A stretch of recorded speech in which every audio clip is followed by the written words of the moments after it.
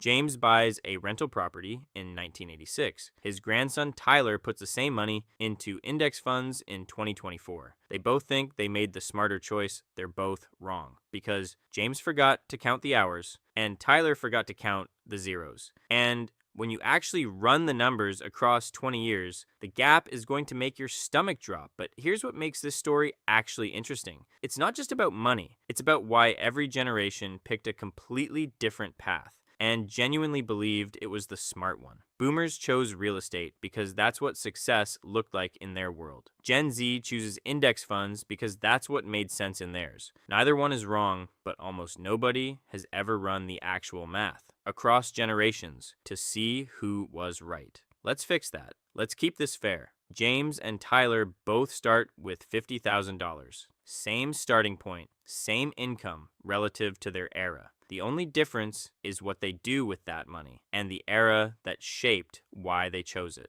By the end of this video, you're going to understand exactly why boomers built wealth in houses, why millennials got caught in the middle, and why Gen Z is quietly building wealth in a way no generation before them could, and which path actually wins. James takes his $50,000 as a 20% down payment on a $250,000 rental property, a modest 3-bedroom house in a decent neighborhood, 30-year mortgage, 7% interest, monthly payment around $1,300. He finds a tenant willing to pay $1,800 a month.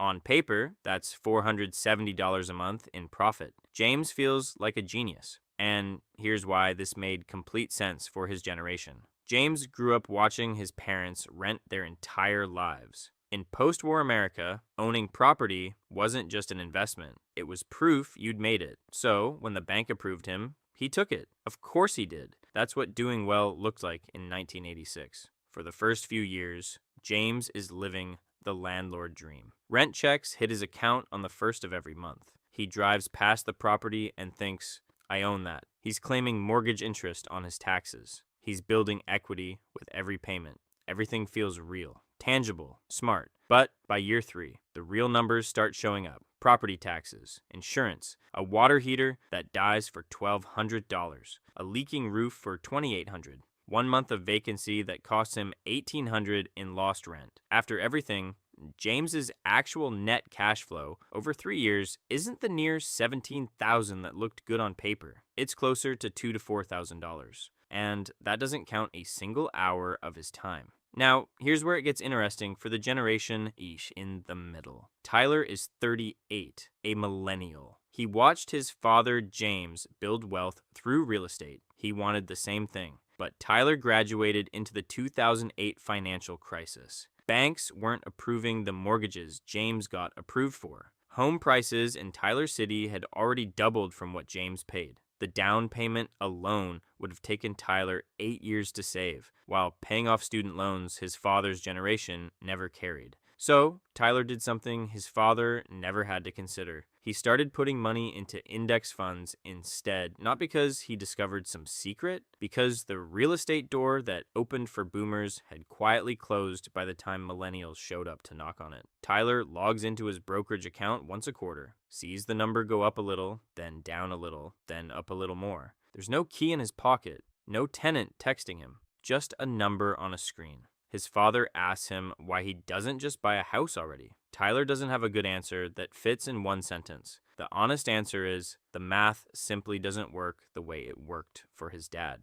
Let's actually run this across 20 years. By year 10, James's property is worth roughly $340,000. His remaining mortgage is around $166,000. That puts his equity at approximately $170,000 to $180,000. His total out-of-pocket cost beyond the down payment, after mortgage interest, taxes, insurance, repairs, vacancy, is somewhere between $20,000 and $35,000. Meanwhile, if Tyler had started with that same $50,000 in index funds with consistent $300 monthly contributions at roughly 10% average annual return, his portfolio would be sitting around $165,000 to $180,000. He put in $86,000 total. The rest is pure compound growth, and he spent exactly 0 weekends fixing anything. At year 10, they're surprisingly close. But by year 20, this is where the generational story fully separates. James's property is worth roughly $450,000 to $500,000. His total net profit from 20 years of cash flow after every real cost might be $40,000 to $80,000 above what he spent. Tyler's index fund portfolio at the same return rate has grown to approximately $420,000 to $460,000. From total contributions of just $122,000,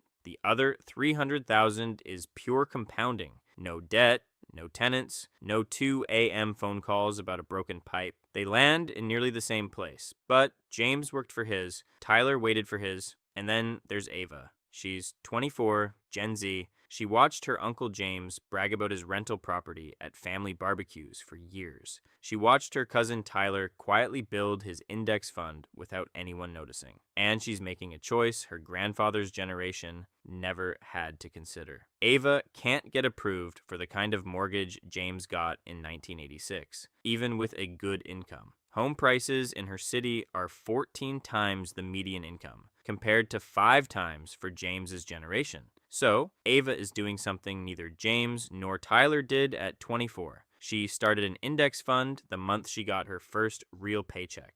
£50 a month. Automatic. She barely thinks about it. Here's what almost nobody tells Gen Z. If Ava simply increases that monthly contribution by $200 over the decades ahead, her 20-year portfolio could jump from $550,000 to $600,000. Because in the stock market, increasing your contribution multiplies through compounding. James couldn't do that with his property. To increase his investment, he'd need an entirely new mortgage and an entirely new tenant. Ava just needs to change one number in an app. She has more time than James or Tyler ever had at her age. And, for the first time in this family's history, the compounding math is working entirely in her favor. So, here's what nobody tells you when they say one generation got it right and another got it wrong.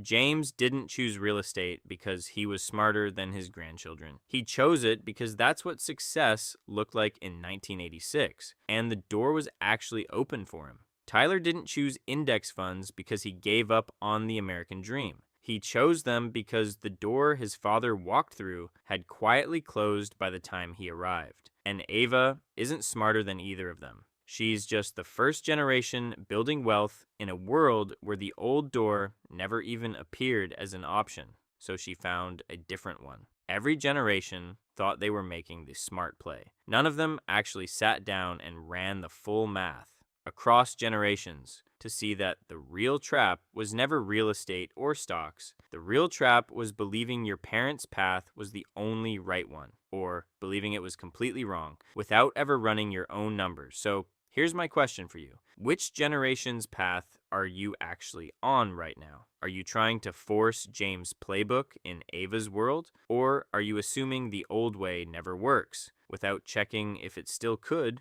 for you? Drop your generation in the comments and tell me, real estate, index funds, or both? Because the answer that includes everything is the only answer that actually matters.